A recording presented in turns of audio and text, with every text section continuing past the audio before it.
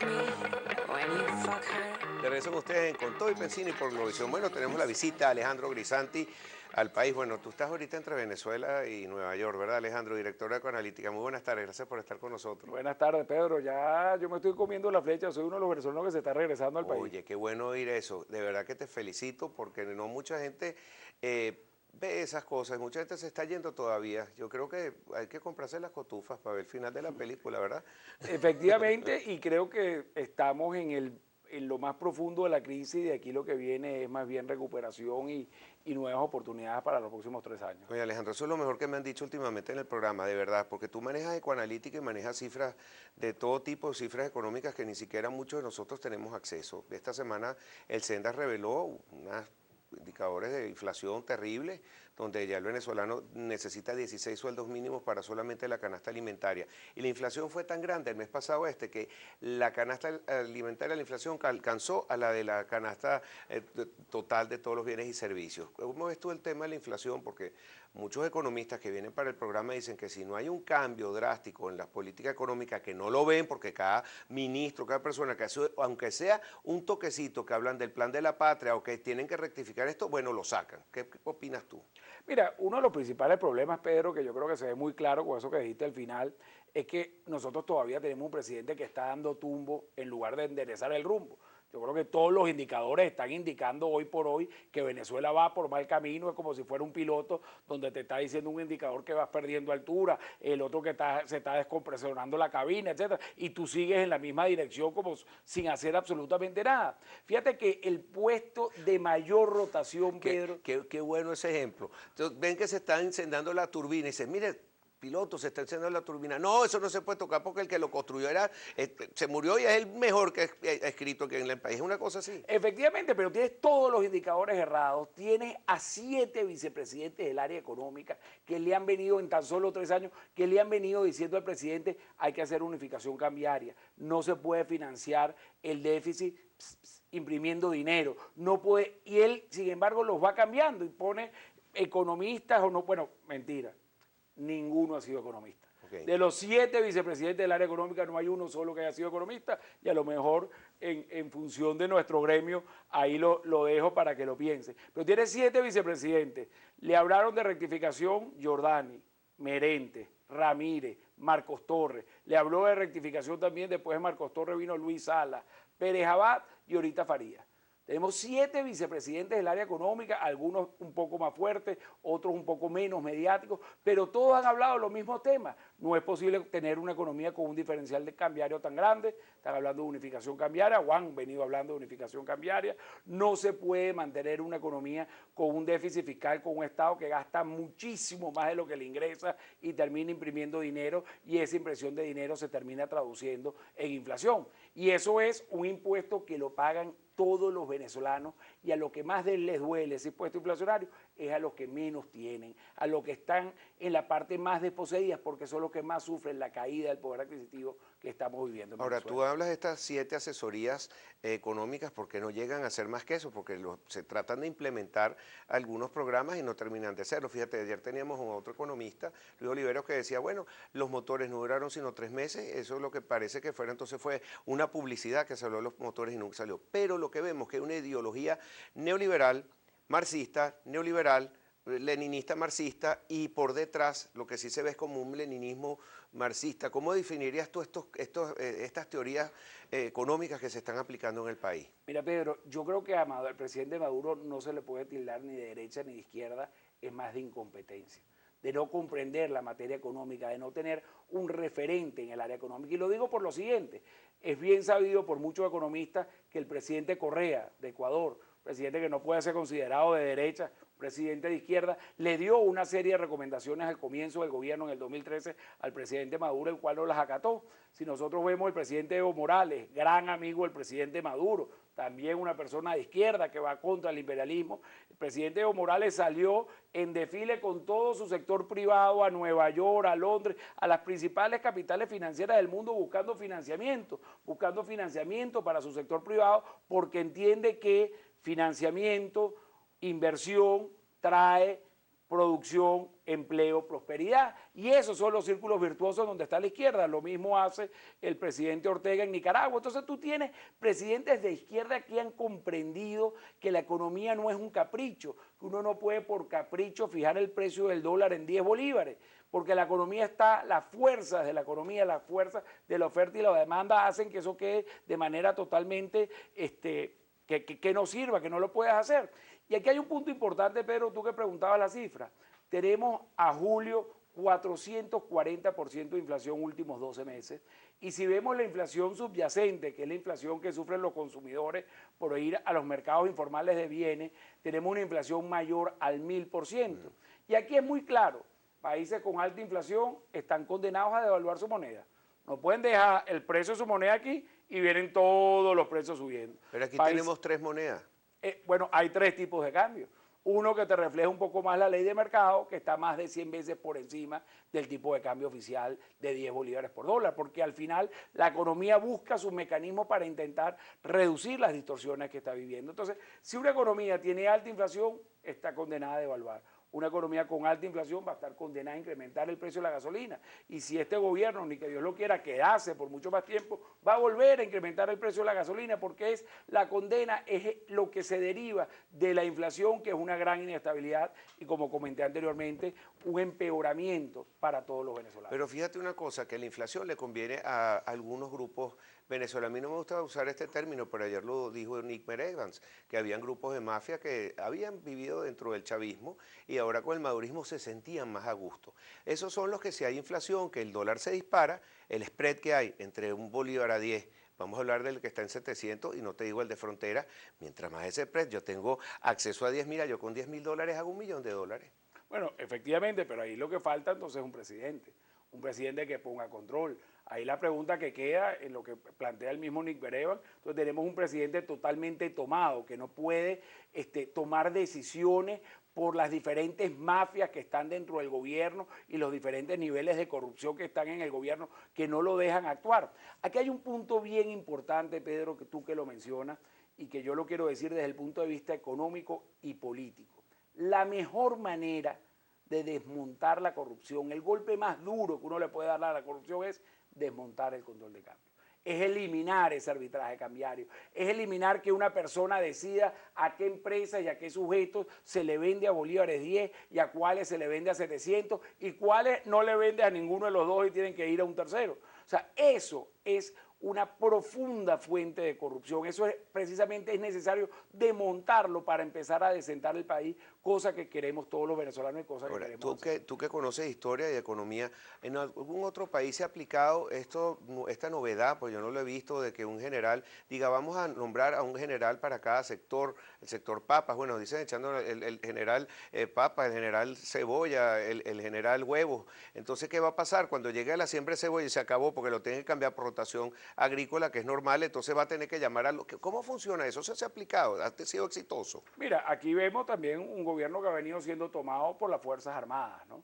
Lo que quisiera decir, las Fuerzas Armadas reciben una muy buena, sobre todo las profesionales, reciben una muy buena instrucción en temas de estrategia, en estructura de juegos, en teoría de juegos, etcétera. Y esos son precisamente para defender la patria ante una posible amenaza externa, etcétera. Yo creo que las Fuerzas Armadas cada vez son menos necesarias en el mundo actual, lo digo en términos generales, pero es una opinión mía personal. Ahora, las Fuerzas Armadas no se estudia economía.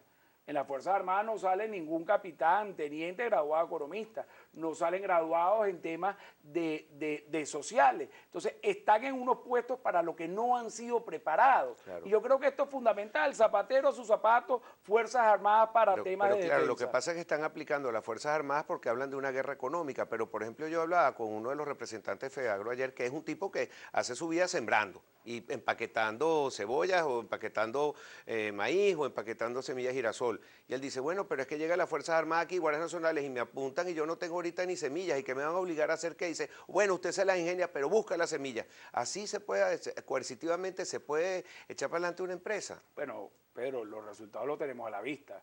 Caídas muy fuertes del poder adquisitivo. Venezuela está pasando, y yo creo que esto es bien importante, la crisis más profunda que ha pasado en la historia de cualquier país de América Latina.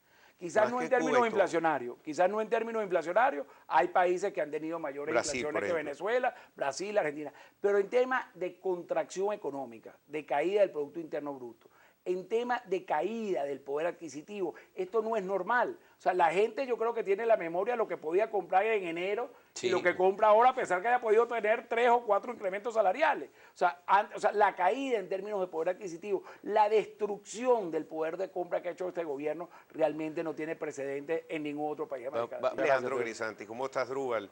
Sigue haciendo sus investigaciones, inflación, de todo. Por supuesto, aquí el trabajo se ha vuelto más detectivesco que propiamente económico. Ahí hay que buscar cifras, hay que encontrar cosas, hay que unir diferentes historias que nos vienen de muchas fuentes del gobierno, descontentos también con lo que se está haciendo y cómo se viene manejando la economía. Bueno, hablando de gobierno, tú siempre has tenido información privilegiada, no penada por la ley, sino que sí tienes información que otros no tienen. Bueno, estás dateado, como decimos aquí. Mira, Alejandro, en estos días ha subido mucho la deuda venezolana, sobre todo se han disparado el bono 2022-2024. Hay una serie de negociaciones que han salido a través de Bloomberg, a través de Reuters, que es donde uno se entera las cosas aquí, porque aquí no hay información de nada, que dicen que están tratando de hacer un canje o swap de los bonos 2017, 2 paquetes, porque dicen la deuda está cubierta hasta para el 2016, que no hay riesgo de default, pero el 2017 sí ven con un poco más cuidado la cosa. La noticia decía que era Credit Suisse quien está llevando adelante todo este paquete de canje, pero tú como que dices que hay otra gente involucrada, que como que no va a ser Credit Suisse. Eso es lo que yo me he enterado a través de las redes. Mira, entrando aquí al programa, una de las cosas, no me dieron mucho detalle de las posibilidades del canje, lo que me dijeron así de manera informal, y tengo que decirlo, que parecía que Credit Suisse no era la empresa que estaba llevando el canje, me lo dieron justo antes de entrar a tu programa, así que lo estamos comentando por primera vez, ¿no? Aquí yo creo que, Pedro, yo creo que hay una concentración de pagos muy grande en PDVSA. Sí. En los próximos 18 meses, quizás un poco menos, 16 meses, hay casi 8.000 millones de dólares que se vencen. Y yo creo que tiene sentido que el gobierno busque buscar alargar el tiempo de esos vencimientos. Tiene sentido en la medida que lo haga relativamente corto, en la medida que pague algo, que dé señales de pago en el 2016. Pero tienen que pagar una prima por riesgo y le sale más caro. Efectivamente, porque ahorita la percepción de riesgo país es muy grande y va a tener que pagar, tendría que pagar mucho si intenta alargar mucho en los plazos de los nuevos bonos que va a poner. Yo creo que tiene algo de sentido irse, y esto no es dato, esto es análisis, de repente pagar el PDVSA 16, que es un poco el que se vence en octubre, hay un vencimiento en noviembre, buscar aplazarlo por 2 años, ese vencimiento con un nuevo bono, son 2.000 millones de dólares, aplazarlo hasta el 2018, y hay otro vencimiento en abril del año que viene, que son 3.000 millones, también buscarlo aplazarlo por 2 años hasta el 19. O sea, es decir, moverse en la parte muy corta de la curva de manera de terminar pagando alrededor de 1.000 millones este año, 2.000 millones el año que viene, 2.000 millones en el 2018 y 3.000 millones en el 2019. Correr un poquito la arruga para que no salga tan costoso, pero tener una mejor distribución. Y tener una mejor distribución de manera de poder tener un mejor flujo de divisas. Ahora, yo quiero decir algo, Pedro, porque ha salido mucho en la discusión, en el debate entre economistas, si se debe pagar la deuda externa o si se debe importar comida y alimentos. Yo quiero decirlo con mucha propiedad, que con el sistema económico actual, con el control de cambio actual, nosotros no vamos a tener dólares para pagar la deuda externa y para traer alimentos y medicinas. Pero eso no quiere decir que cayó el precio petrolero, porque si sube va a ser el mismo problema. Tenemos un sistema de distribución de dólares, un control de cambio que termina siendo una alcabala del flujo de divisas que debería llegar al sector privado, que debería transformarse en mayor producción de alimentos y medicina. Esa alcabala es el control de cambio y no es que le está dejando de llegar dólares a ese sector privado porque se están desviando al pago de la deuda externa.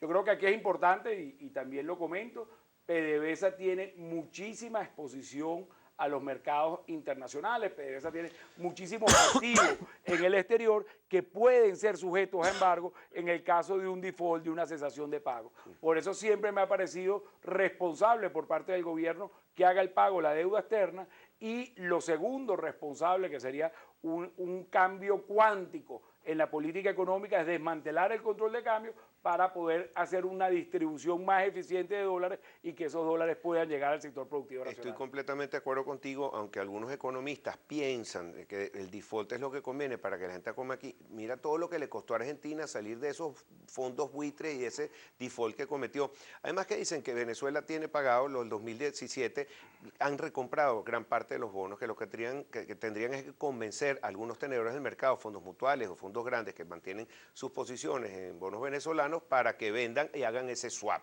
Pero no nos va a revelar quién es la compañía entonces que está por delante con Mira, eso. no, lo único que me comentaron fue que parecía que Credit Suisse no fuera y no me dieron ningún otro detalle. Y estos comentarios de nuevo de que lo que tiene sentido desde el punto de vista económico y financiero es hacer un canje de bonos lo menos posible y en el menor plazo posible, puesto que con este desastre de economía que tenemos, con este desastre de modelo económico, la percepción de riesgo país es muy alto e irse a plazos mayores, a 2020, 2022, podría representar unos costos para Venezuela que son absolutamente innecesarios en Y este que momento. si hay un cambio de modelo económico, más adelante vamos a tener mejores condiciones, ese corto plazo lo podemos renegociar otra vez. Te pregunto algo, pero todas estas negociaciones no tienen que firmarse, por lo menos estar autorizadas por la Asamblea Nacional. Mira, la Constitución es muy clara, dice que cualquier tema, cualquier contrato de interés nacional debería pasar por la Asamblea Nacional y ahí se está estableciendo, digamos, un tema de legalidad o de posible ilegalidad, ilegitimidad de esta firma. De algún canje. Yo, sin embargo, tengo que reconocer el derecho, no soy abogado, el derecho no es mi especialidad y lo preferiría dejar a algún experto. Claro, pero sin embargo, ¿qué pasa si no se firma por la Asamblea Nacional? Porque lo que tengo entendido, por ejemplo, China se ha acercado a miembros de la oposición, es más, todo el mundo sabe, Julio Borges fue para China y se han acercado a algunos diputados para preguntarles, bueno, ¿qué pasaría si aquí hay un cambio, lo que sea, si ustedes están dispuestos a seguir adelante? Es importante tomar la parte legislativa en cuenta, porque si no se estarían violando la Constitución. ¿De esto se ha hablado de alguna manera dentro de los círculos financieros, económicos que tú conoces de Nueva York, de todos estos roadshows que Mira, hacen? por supuesto que hay temores de la posible ilegitimidad de la parte de la deuda. De lo que comentas con China, Pedro, yo te doy mi opinión. Yo creo que el principal país consumidor, el que más petróleo está importando en el mundo, el que viene creciendo con el crecimiento más fuerte de sus importaciones petroleras es China. Yo creo que es lógico que tenga relaciones comerciales con el principal país que tiene las mayores reservas probadas del mundo en petróleo. Por eso quiero decir, y con esto lo que quiero decir es que China debería ser un aliado de Venezuela. China no es un aliado del gobierno, un aliado de Venezuela, de la oposición, del gobierno, de todos los venezolanos. Y yo creo que aquí se pueden establecer en una mesa de negociación, como estamos sentados tú y yo, acuerdos que sean mucho más beneficiosos, acuerdos con China que sean mucho más beneficiosos de los que tenemos actualmente, posiblemente que los pagos no sean en yuanes, que los pagos sean, que la compra de petróleo que están haciendo lo hagan en la moneda que nosotros requerimos para nuestro intercambio comercial como venezolanos, que se hagan con mucha mayor transparencia. Yo creo que es fundamental que se sepa el destino de los recursos que se están haciendo en China, pero de nuevo, el principal país consumidor de petróleo en el mundo tiene que tener una relación muy estrecha con el país que tiene las mayores reservas petroleras del mundo y yo creo que doy por bienvenida esa relación y que hay que continuarla y profundizarla y felicito en este caso a Julio Borges, que fue a China, a enterarse un poco de cómo iba eso y a dar la cara en esa parte. Pues. Pero mira, ¿y tú opinas que si en Venezuela hay un cambio de modelo económico, tengamos la misma suerte, por ejemplo, que Argentina, que bueno, que pudo salir, pero en cortísimo tiempo, en semanas, salió del tema de los fondos buitres, ahorita está recibiendo inversiones milmillonarias de la FIA, de distintas productoras de automóviles, de todos lados, y Macri está lucido en todo lo que es la economía, por lo menos lo que están llegando de inversiones a ese país. Mira, Pedro, efectivamente, lo que encontramos es un país que está en el foso. Es difícil que Maduro pueda seguir cavando para seguir mucho más allá. Yo creo que está un referendo revocatorio en el corto plazo planteado, una gran discusión si es este año o el año que viene. Ojalá que igual que si es el año, si no se logra cumplir los objetivos, si por ahora o por este año no cumplimos los objetivos, que todavía estemos con esa fuerza para igual hacerlo el año que viene, puesto que creo que el presidente Maduro es la fuente de muchos de los problemas económicos que hay en el país y sí creo que los países tienen una gran capacidad de rebote. Y en el caso de los países que caen más profundo, eso es como una pelota de básquet, que en la medida que desde más arriba cae, rebota con más fuerza y rebota más rápido. Dead cat bounce. Efectivamente, es un efecto rebote de manera muy fuerte, muy rápido, que puede transformar de verdad todas las expectativas que estamos viviendo en Venezuela en tan solo 12 meses, ¿no? Es que en los mercados financieros, cuando hay acciones que caen tan duro que dicen, bueno, que van a tener un rebote, el dead cat bounce, o el rebote del gato muerto, que así sea un gato muerto rebota dependiendo de qué tan alto cae, por lo que dices tú, el efecto en rebote. Ahora, ¿tú crees que Venezuela entonces puede salir de este problema rápidamente y ir a los Fondo Monetario Internacional, al Banco Mundial, a los organismos colaterales para pedir préstamos, si ven que Venezuela crea confianza? Mira, yo creo dos cosas, pero yo creo que es importante. Venezuela no necesita un ajuste, puesto que los venezolanos no están viviendo por encima de sus posibilidades. Los venezolanos están viviendo muy por debajo de sus posibilidades. Se necesita una estabilización y se necesita buscar fondos para financiar esta estabilización. Y yo creo que es importante. Dentro de esta búsqueda de fondos hay 4 patas rapidito. China es una, mercados internacionales es otra, la tercera tiene que ver con empresas petroleras y la cuarta multilaterales, no solo el fondo, Banco Internacional, Banco Mundial, CAF, etc. Me están regañando por tiempo, pero esta pregunta no puedo dejar de hacértela. Tú, cuando estabas en Barclays, hacías siempre probabilidades políticas. ¿Crees que va a haber revocatorio 2016 o no? Mira, sí creo que todavía puede haber revocatorio en el 2016, va a depender de la fuerza que los venezolanos tengan para demandar ese revocatorio. Creo que si no va a haber revocatorio primer trimestre del año que viene, pero el escenario más probable es que el presidente Maduro tiene una alta probabilidad de no estar en el cargo a partir después del primer trimestre del año que viene. Gracias por tu respuesta, el profesor Alejandro Grisanti, director de Ecoanalítica. Muchos éxitos y qué bueno que te estás regresando. Entonces, bueno, te vamos a ver más por aquí. Efectivamente, siempre que me invites, pero estoy a la orden. No, Muchas gracias no por te la salvas de invitación. un almuerzo pronto entonces. Alejandro Grisanti, director de Ecoanalítica. Ya regresamos con más para ustedes en Conto y Pensini, Globovisión. It's no secret that the boat